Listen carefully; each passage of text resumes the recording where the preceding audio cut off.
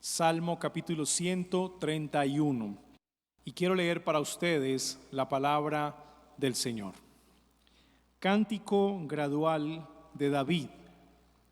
Jehová, no se ha envanecido mi corazón, ni mis ojos se enaltecieron, ni anduve en grandezas, ni en cosas demasiado sublimes para mí. En verdad que me he comportado y he acallado mi alma como un niño destetado de su madre. Como un niño destetado está mi alma. Espera, oh Israel, en Jehová, desde ahora y para siempre. Amén. Hoy estaremos predicando acerca del Salmo capítulo 131, el cual, como lo dice el título, es un cántico gradual, como todos los demás salmos que conforman la sección de los capítulos 120 al Salmo capítulo 134. Ahora bien, ¿qué quiere decir el título del Salmo con cántico gradual? Y es una pregunta que hemos tratado de responder en otras predicaciones. Este salmo lo cantaban los israelitas que peregrinaban por lo menos una vez al año hacia la ciudad de Jerusalén con el propósito de celebrar una de las tres fiestas más populares de la religión judía. Y como la ciudad de Jerusalén está ubicada en lo alto de una meseta, los peregrinos debían ascender unos 800 metros sobre el nivel del mar aproximadamente. Y mientras ellos ascendían hacia la ciudad de Jerusalén, entonces entonaban o repetían el Salmo capítulo 131. Eso es lo que quiere decir cántico gradual o cántico de ascenso a la ciudad de Jerusalén. Por otro lado, el título del Salmo deja ver que el autor es el rey David. Así que cada una de las expresiones de humildad, de confianza, de seguridad, de esperanza que encontramos en esta poesía no es otra cosa que el corazón mismo del rey que tipifica a Cristo, en el Salmo, pero por otro lado sirve de ejemplo para los creyentes de todos los tiempos. Así que la imagen, la figura de David tipifica a Cristo, pero es un gran ejemplo para todos aquellos que hemos creído al Señor. Al mismo tiempo, pone de relieve el tema principal que el salmista quiere comunicarle al pueblo de Israel: la confianza en Dios. En otras palabras, nuestro Dios es un Dios confiable. En Él podemos depositar nuestra confianza. El Dios de Israel es un Dios de absoluta confianza porque es un Dios fiel a su pacto. Por esta razón, he decidido titular el sermón de esta noche: Mi Dios, mi confianza. Mi Dios, mi confianza. Y la manera como vamos a desarrollar el sermón es a partir de tres encabezados. Número 1, la confianza expresada, versículo 1. Número 2, la confianza ilustrada, versículo 2. Y número 3, la confianza aplicada, versículo 3. La confianza expresada, la confianza ilustrada y la confianza aplicada.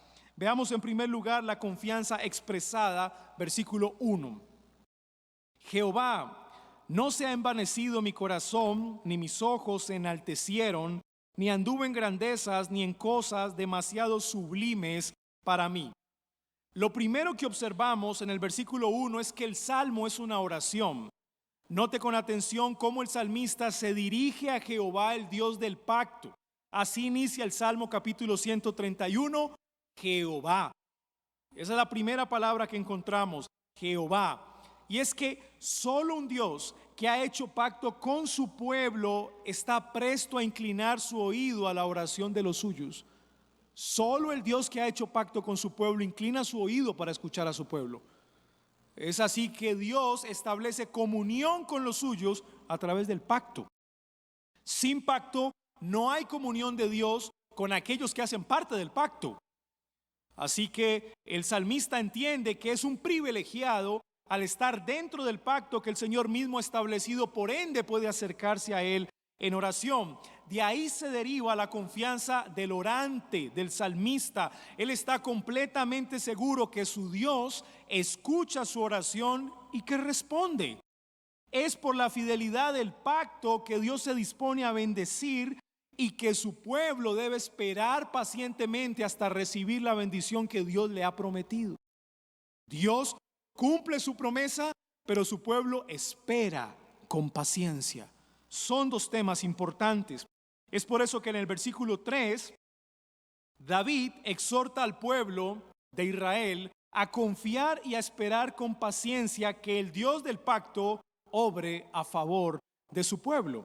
Así que concluimos pues que el Salmo capítulo 131 en primer lugar es una oración. Ahora, el propósito de esta oración es dejar a la vista de todos, el resultado del autoexamen realizado por un creyente fiel que ha aprendido a confiar y a esperar en Dios. Hay un autoexamen que el salmista se realiza. ¿Y cuál es el resultado de ese autoexamen?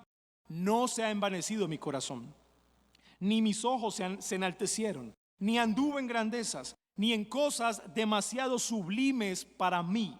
Ese es el resultado del autoexamen. Ahora, lo interesante es que estas palabras el orante las está dirigiendo al Señor, que lo conoce absolutamente todo. Recuerden que Jehová, el Dios del pacto, es un Dios omnisciente, conoce lo más profundo del corazón del hombre. Cada intención, cada disposición, cada impulso, cada deseo, cada anhelo, cada pensamiento, cada voluntad es conocida a profundidad por el Dios del pacto. El salmista sabe que no puede engañar a su Dios. Por tanto, el versículo 1 deja ver el corazón humilde de un verdadero creyente. Y escuche, y su humildad refleja de antemano su confianza en Dios. Si hacemos la pregunta, la confianza expresada, la confianza del creyente se expresa en la humildad del creyente. Cuanto más humilde el creyente es porque más confía en el Señor. La falta de confianza en el Señor lo hace orgulloso. El corazón humilde de un verdadero creyente, escuchen hermanos, no se envanece, no se enaltece, no camina en grandezas, ni en cosas demasiado sublimes. Por eso es humilde. Estas 4 expresiones enfatizan la humildad del salmista. Ahora, ¿qué significa que los ojos y el corazón no se envanecen ni se enaltecen? Literalmente lo que quiere decir es que no se ha hecho más alto su corazón. No se ha hecho más alto su corazón. En palabras del apóstol Pablo en Romanos capítulo 12 versículo 3, el salmista no tiene más alto concepto de sí que el que debe tener. No tiene más alto concepto de sí que el que debe tener, sino que piensa de sí con cordura conforme a la medida de la fe que Dios le repartió. Es que envanecerse, enaltecerse es tener más alto concepto de sí que el que debemos tener. Y es precisamente lo que el salmista ha evitado en su vida. Lo impresionante es que David era un profeta de Dios. Y como profeta era un vaso en el que Dios continuamente depositaba su gran raudal de revelación. Cosas demasiado maravillosas le fueron reveladas al rey David. Es decir, él se podía enorgullecer de haber sido un elegido y un profeta de Dios. No obstante, su pensamiento no va en esa dirección. Su pensamiento va en la dirección de la sabiduría de Dios. Escuche lo que dice Proverbios 16, 18 al 19. Antes del quebrantamiento es la soberbia, y antes de la caída la altivez de espíritu. Mejor es humillar el espíritu con los humildes que repartir despojos con los soberbios. Esta era la resolución del rey David aún mucho antes de que este proverbio que acabo de citar se escribiera. Ya eso estaba en el corazón del rey. Ahora, en boca del profeta Isaías se deja ver el terrible castigo que reciben todos aquellos que deciden permanecer en el orgullo y en la altivez. En Isaías capítulo 2, versículo 11 al 12 nos dice que la altivez de los ojos del hombre será abatida y la soberbia de los hombres será humillada, y Jehová solo será exaltado aquel día. Solo Él será exaltado. porque día de Jehová de los ejércitos vendrá contra todo soberbio y altivo, sobre todo enaltecido, y será abatido. Al Señor no le agradan los soberbios, no le agradan los soberbios. Bueno, David es consciente de las consecuencias terribles que le esperan a una persona orgullosa. Él es consciente. Y es que el orgulloso acostumbra a mirar hacia abajo. Acostumbra a mirar hacia abajo, pero se le olvida mirar hacia arriba. Por el contrario, el hombre humilde acostumbra a mirar hacia arriba. El hombre humilde acostumbra a mirar hacia arriba, estimando a los demás como a superiores a él mismo. Ese es el hombre humilde. Ahora, tengo una pregunta. ¿Qué le permite al salmista combatir el orgullo y experimentar la humildad? La humildad expresa la confianza que tiene el salmista en el Señor. Cuanto más confía en el Señor, más humilde es. Entonces, ¿qué le permite al salmista combatir el orgullo y experimentar la humildad? Bueno, escuche, su total dependencia al Señor. Su total dependencia al Señor. Y es que no depender del Señor es un acto de orgullo. No depender del Señor es un acto de orgullo. Y esto nos lleva a nuestro segundo encabezado, la confianza ilustrada, versículo 2. En verdad que me he comportado y he acallado mi alma como un niño destetado de su madre. Como un niño destetado está mi alma, dice el salmista. En el versículo 2 encontramos una bella comparación entre la confianza y dependencia que experimenta un niño con su madre y la confianza y la dependencia de David hacia el Señor. Es una comparación, es una ilustración. Ahora, esta comparación trae consigo la imagen de un niño destetado de su madre, aproximadamente de 2 años.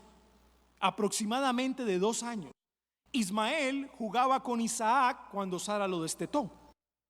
Ana dejó a Samuel con Elí cuando lo destetó.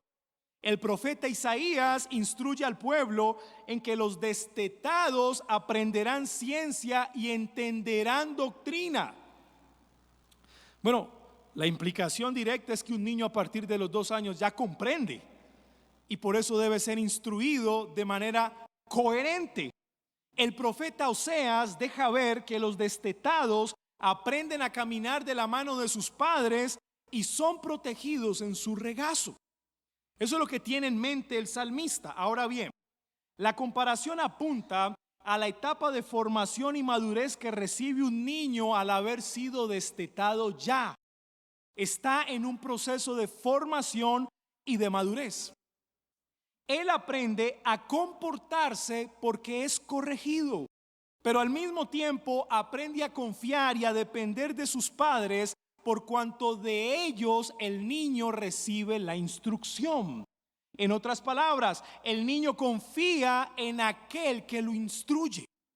Esa es la idea que hay en el texto.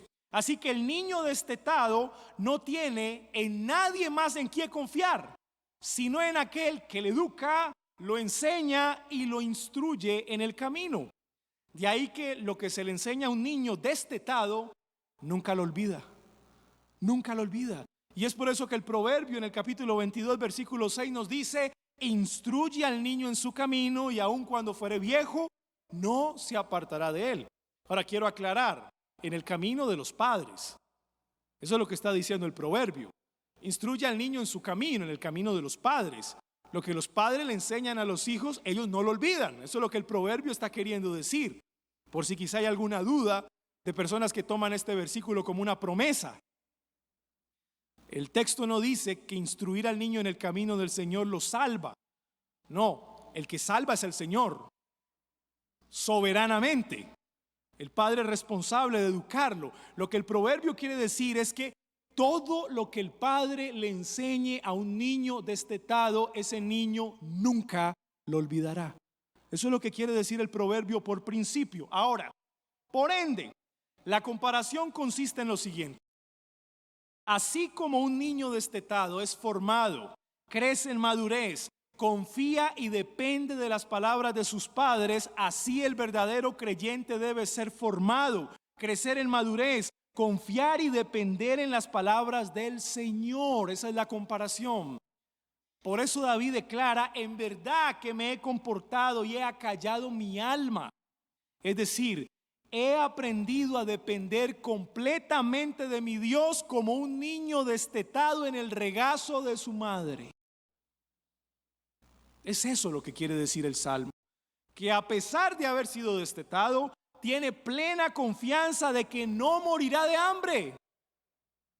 Y aunque no pueda por sus propias fuerzas conseguir los recursos para alimentarse, posee certeza de que su madre suplirá sus necesidades.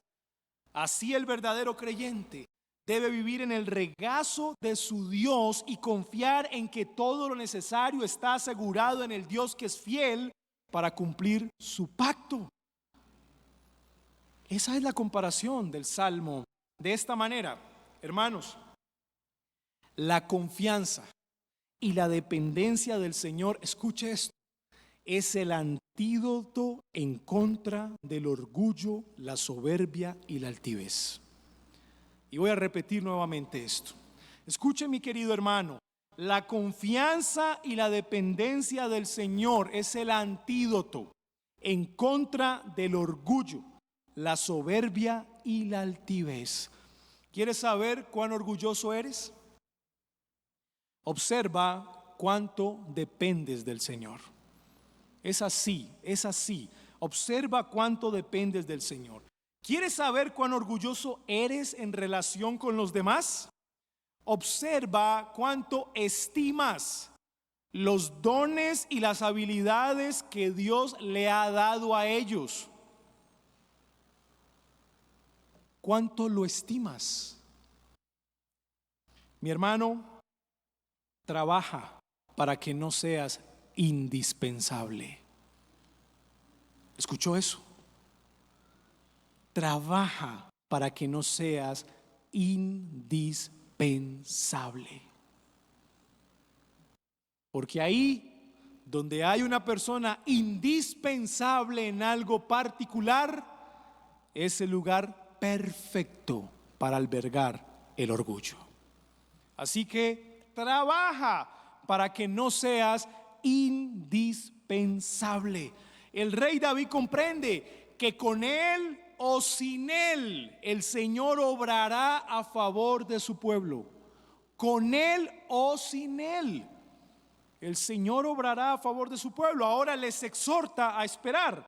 Miraron el versículo 3, por ende espera. Y esto nos lleva al siguiente encabezado, la confianza aplicada. Versículo 3. Espera, oh Israel, en Jehová, desde ahora y para siempre. Tengo una pregunta. ¿Cuál es la implicación práctica que subyace de la confianza en el Señor? En otras palabras, ¿qué esperamos que se produzca en el corazón de todos aquellos que confían en el Señor? ¿Qué esperamos? Que aprendan a esperar. Que aprendan a esperar. Escuche esto. Aquel que confía, espera. Es así. Aquel que confía, espera. Estas son las palabras de exhortación del rey al pueblo. Espera, oh Israel, en Jehová.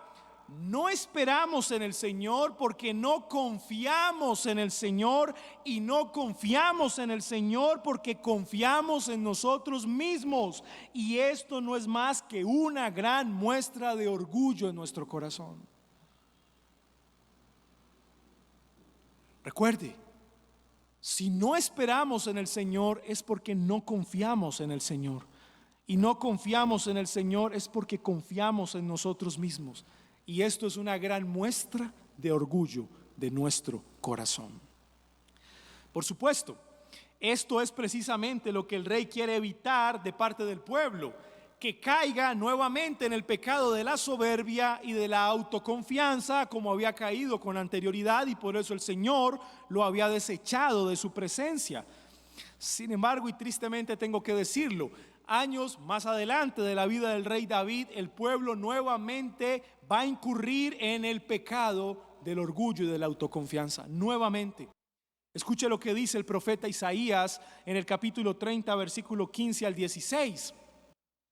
Porque así dijo Jehová el Señor, el Santo de Israel: en descanso y en reposo seréis salvos. ¿Escuchó eso? En descanso y en reposo seréis salvos. En quietud y en confianza será vuestra fortaleza. ¿Y cuál es la lamentable noticia?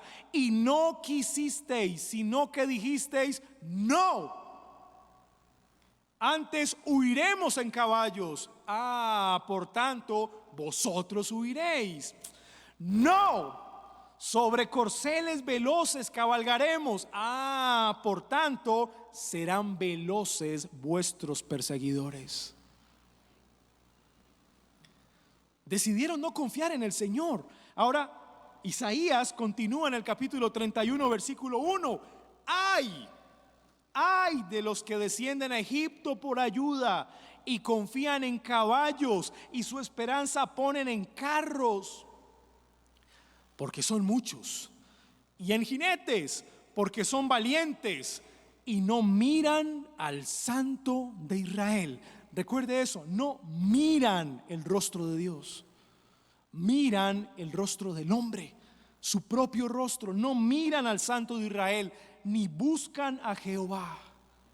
Ay de aquellos, dice el Señor.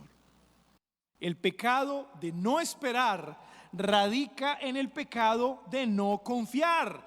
Y el pecado de no confiar en el Señor simplemente lo podemos traducir en orgullo. Eso es orgullo.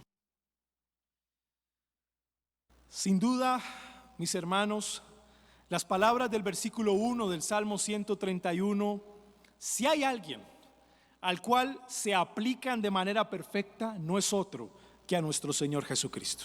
No hay duda. Él, Jesús, no lo olvide, Jesús nunca se envaneció en su corazón, nunca se enalteció en sus ojos, nunca anduvo en grandezas. No. Jesús es el gran ejemplo de humildad. En otras palabras, Jesús nunca experimentó orgullo, ni soberbia, ni altivez. Nunca. Él dijo las siguientes palabras: llevad mi yugo sobre vosotros. Escuche esto: y aprended de mí, que soy manso y humilde de corazón, y hallaréis descanso para nuestras almas. ¿Tenía toda la autoridad Jesús en llamarse manso y humilde de corazón? Por supuesto que tenía toda la autoridad ética y moral, porque Él está en el versículo 1 del Salmo 131. Mateo capítulo 11 versículo 29 nos lo describió: tan excelso ejemplo de humildad que llevó al apóstol Pablo a decir lo siguiente: haya pues en vosotros este sentir que hubo también en Cristo Jesús, el cual, siendo en forma de Dios, escuche esto, no estimó el ser igual a Dios como cosa a que aferrarse, sino que se despojó a sí mismo, tomando forma de ¿qué? Siervo, hecho semejante a los hombres, y estando en la condición de hombre, se humilló a sí mismo, haciéndose obediente hasta la muerte y muerte de cruz. Filipenses 2, 5 al 8. Queridos hermanos, el ejemplo supremo de humildad es Jesucristo mismo. Por eso les dije en la introducción del sermón que la vida del salmista ya de entrada es un tipo de Cristo. Si bien el salmista ha desnudado su corazón delante del Señor omnisciente que todo lo ve y ha sido fiel en lo que ha declarado, cuánto más nuestro Señor Jesucristo. Él, Jesucristo, le enseñó a sus discípulos a lidiar, escuche esto, con el afán y con la ansiedad. No sé si recuerdan eso. Él enseñó a lidiar a sus discípulos con el afán y la ansiedad. Y le voy a decir por qué. El pecado de no esperar radica en el pecado de no confiar. Y el pecado de no confiar es orgullo. ¿Y sabe qué produce el orgullo tarde que temprano? Frustración. Frustración. Y la frustración produce en el corazón del hombre afán y ansiedad. ¿Se da cuenta de dónde viene el problema del afán y la ansiedad en el corazón del hombre? ¿Sabe de dónde viene el problema? De no esperar. De no esperar. De ahí viene simplemente el problema. Y en medio de todo eso está el orgullo. El orgullo es el corazón de este problema. Él es el corazón. Por eso Jesús le dijo a sus discípulos las siguientes palabras: no os afanéis por vuestra vida, qué habéis de comer o qué habéis de beber, ni por vuestro cuerpo, qué habéis de vestir. No es la vida más que el alimento y el cuerpo más que el vestido. Ahora escuche el mandato: mas buscad primeramente el reino de Dios y su justicia, y todas estas cosas os serán añadidas. Mateo 6, 23 y 33. Buscar el reino de Dios, iglesia, no es otra cosa que confiar en el Rey del reino. Y espero que eso se lo grabe en su corazón. Buscar el reino de Dios no es otra cosa que confiar en el Rey del reino. Y usted sabe quién es el Rey del reino, ¿verdad? Es el propio Cristo. Te pregunto, ¿quieres lidiar con el afán y la ansiedad? Sí. Yo te respondo: aprende a lidiar con la frustración. Aprende a lidiar con la frustración, porque es la frustración la que produce afán y ansiedad. Te frustras porque te diste cuenta que en tus propias fuerzas no puedes alcanzar lo que quieres alcanzar. Y por eso te frustras. Ese es el problema. Ahora yo te pregunto, ¿quieres lidiar con la frustración? Bueno, aprende a vencer el orgullo. Pastor, ¿es que detrás de la frustración está el orgullo? Bueno, yo te digo por su palabra hoy, sí. Sí. Si quieres lidiar con la frustración, aprende a vencer el orgullo. Y el orgullo no te permite reconocer tu incapacidad y la necesidad que tienes de Dios, y escuche esto, y de las personas que el Señor ha puesto a tu lado. El orgullo no te permite ver eso, ni reconocerlo. ¿Te das cuenta cómo el orgullo sí produce frustración? Porque si no permite que otros te ayuden, y especialmente que Dios te ayude, ¿cómo no te vas a frustrar si en tus propias fuerzas no lo vas a alcanzar? Ahora yo te pregunto, ¿quieres aprender a vencer el orgullo? Bueno, entonces hay que aprender a confiar y depender completamente del Señor. No hay otra manera. Cuanto más confiamos y dependemos del Señor, más humildes somos. Más humildes somos. Y confiarás, hermano, en aquello, escuche, que Dios dijo que haría, no en aquello que tú quieres que Él haga por ti. Yo creo que esto hay que repetirlo, por si de pronto pasó muy rápido. Esto hay que repetirlo. Tengo que repetirlo. Vas a confiar en aquello que Dios dijo que haría. Dios. No es confiar en aquello que tú quieres que Él haga por ti. Cuidado con eso, porque muchas veces queremos que Él haga cosas según nuestro egoísmo. Pero no se trata de eso. Se trata de confiar en aquello que Él dijo que haría. Y bueno, pastor, ¿y dónde encuentro eso que Él dijo que haría? Bueno, es menester que cada creyente esté firmemente comprometido con su palabra. De lo contrario no lo sabrás. no sabrás qué fue lo que Dios dijo que haría por ti y tienes una falsa expectativa. Y esa falsa expectativa seguro te va a frustrar. ¿Por qué los creyentes que no estudian la palabra concienzudamente, cuando experimentan momentos difíciles en su vida, lo primero que viene a su vida es la frustración? Claro, uno entiende que no han recibido un conocimiento profundo de las Escrituras. Si aún los creyentes que conocen fielmente la palabra del Señor no logran evitar la frustración.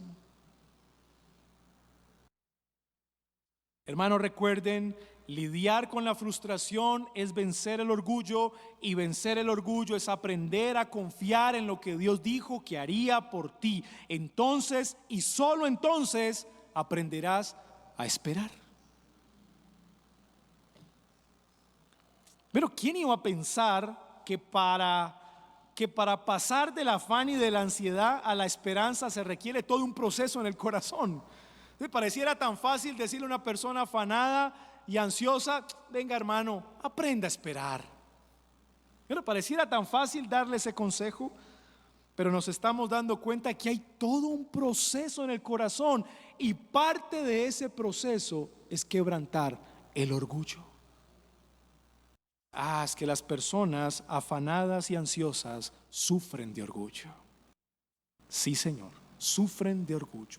El Señor te dice hoy, querida iglesia, espera, oh iglesia, en Jehová desde ahora y para siempre. Y ya usted sabe lo que significa esperar. Ya usted sabe todo lo que hay detrás de esa palabra, esperar. Querido amigo, el orgullo sin duda gobierna tu vida, sin duda. Y tal pecado lo único que refleja es la incredulidad de tu corazón. El orgullo refleja incredulidad. El orgullo no ha dejado que tú pidas ayuda. Y como no ha dejado que tú pidas ayuda, entonces sin duda estás frustrado, querido amigo. Sin duda eres un hombre y una mujer frustrada en la vida. Bueno, no has podido pedirle ayuda a aquel que verdaderamente está para ayudarte, y no es otro que Cristo. Querido amigo, no es otro que Cristo. Y sabes una cosa, tus vanos intentos para salvarte a ti mismo, por ser una mejor persona, por querer alcanzar lo que tu egoísta y ambicioso corazón desean, lo único que te ha llevado es al afán, a la ansiedad, a la tristeza y a la depresión. La autoconfianza produce en ti tristeza. Y es que nuestro propio corazón es engañoso, querido amigo, es engañoso. Yo hoy te pido, te ruego, confiesa el pecado del orgullo, confiesa tu pecado de orgullo y arrepiéntete de todo corazón, y entonces, solo entonces, te deleitarás en el regazo del Señor, donde estarás tranquilo y descansado. Solo ahí, no hay otro lugar, solo en el regazo del Señor. Confía en que Él no te dejará caer de sus brazos. No hay otro lugar más seguro que estar en los brazos de nuestro Dios. Querido amigo, tienes que confiar, tienes que venir a Él en arrepentimiento, y de seguro nunca te abandonará y nunca quedarás huérfano. Ven a Cristo, el humilde de todos los humildes. Amén. Padre nuestro, te doy gracias por tu palabra en esta noche y por recordarnos que nuestro Dios es nuestra confianza. Perdónanos, Señor. Perdónanos por no esperar lo que tú nos has dicho que harías por nosotros. Perdónanos por no esperar, porque es que detrás de esto hay otro pecado: no confiar en tu palabra. Y es que detrás de esto hay otro pecado: el orgullo. Perdona, Señor, a tu pueblo todo orgullo, toda soberbia, toda altivez. Y es que detrás de este pecado del orgullo, sin duda hay otros pecados. Y así seguirá la cadena, lo cual ha producido en nuestros corazones frustración, afán, ansiedad, cansancio, desánimo. Señor, ¿quién pensaría que detrás de una persona frustrada hay orgullo? Definitivamente hay orgullo. Ayúdanos a confiar en ti. Ayúdanos a depender de ti por tu Espíritu Santo. Protege nuestra iglesia, Señor, del pecado del orgullo, de la soberbia y de la altivez. Y que podamos mirar el rostro de Cristo, el humilde de todos los humildes, el varón perfecto, manso. Que nuestros ojos estén puestos en nuestro Señor Jesucristo. Y solo entonces aprenderemos a esperar lo que tú has dicho que harías por nosotros. Señor, ayúdanos a madurar, ayúdanos a crecer en formación espiritual, ayúdanos a vencer el orgullo. Te lo pido en el nombre de Jesús. Amén.